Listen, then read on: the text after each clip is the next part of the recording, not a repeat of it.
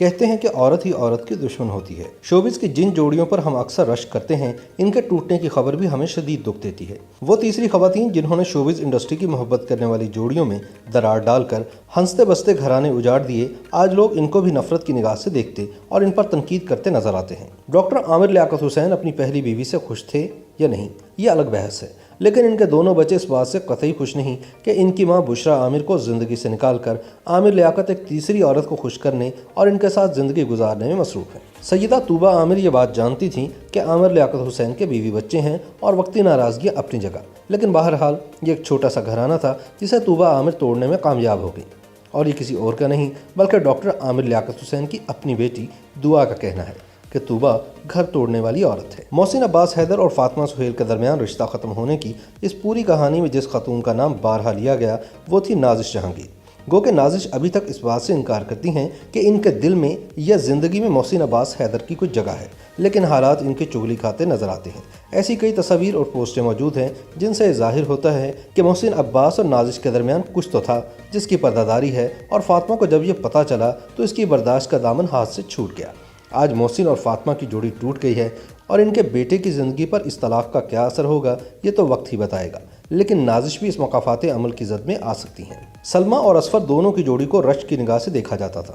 ان دونوں کے درمیان اختلافات اگر تھے بھی تو ان کو کبھی سامنے نہیں لایا گیا، لیکن پھر اصفر نے وہ کر دیا جس کا کوئی سوچ بھی نہیں سکتا تھا۔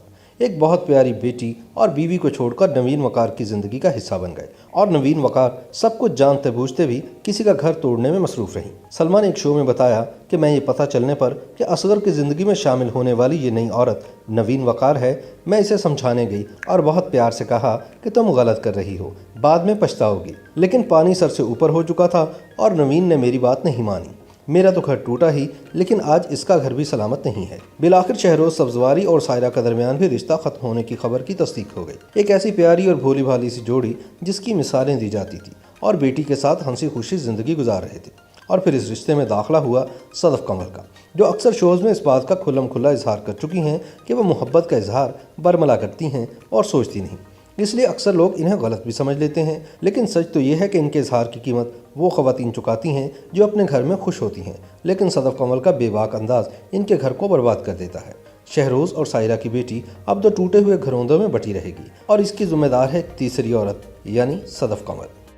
YouTube پر گوگلی نیوز دیکھنے کے لیے youtube.com کی سرچ بار میں googly news T V type کریں۔ گوگلی نیوز کے پیج پر سرخ رنگ کے سبسکرپشن والے بٹن پر کلک کرنا نہ بھولیے۔ YouTube پیج پر اپلوڈ ہونے والی ویڈیوز سے باخبر رہنے کے لیے بیل آئیکن پر کلک کیجیے۔ آپ کو ہر نئی ویڈیو کے بارے میں نوٹیفیکیشن موصول ہو جائے گا۔